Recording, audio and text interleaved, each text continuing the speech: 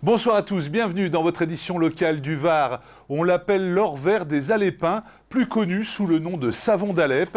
Malgré 6 ans de guerre en Syrie, une petite entreprise varoise basée à Signes continue de l'importer coûte que coûte. Elle est même l'un des leaders sur ce marché. 8 heures ce matin, le transporteur arrive à Signes. À l'intérieur du camion, 26 tonnes de savon venues tout droit d'Alep en Syrie. C'est toujours avec une profonde émotion, avec une certaine fierté que j'ouvre un conteneur. C'est le 274e depuis le premier que j'ai reçu il y a 20 ans. Si Tadé est ému, c'est que les livraisons se font rares depuis le début de la guerre en 2011. Là, ce sont des paillettes de savon que nous recevons comme ça. On ne peut plus les mouler en Syrie à cause de la guerre, ça c'est compliqué.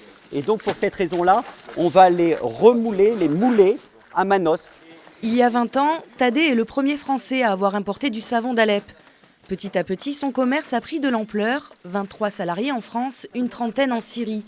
Jusqu'à ce jour de juillet 2012, son entrepôt à Alep est bombardé et le stock est perdu. Tadé doit licencier et réorganiser son entreprise dans un seul but, celui de maintenir l'importation de l'or vert.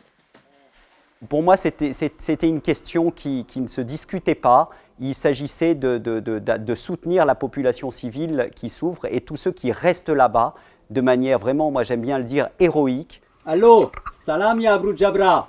Abu Jabra est le fournisseur de Tadé depuis plus de 20 ans. Avec les bombardements quotidiens, produire du savon à Alep relève aujourd'hui du miracle. Tu ne peux pas travailler facilement. Tu continues à travailler pour vivre, pour rester en vivre. Tu ne peux pas rester à la maison.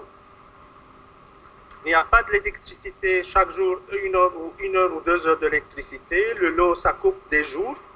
Mais on ne sait pas pour l'avenir, ça sera quoi l'histoire. On ne sait pas. Le savon d'Alep, c'est une histoire vieille de 2000 ans qui continue de s'écrire grâce au courage d'hommes comme Tadé et Abu Jabra.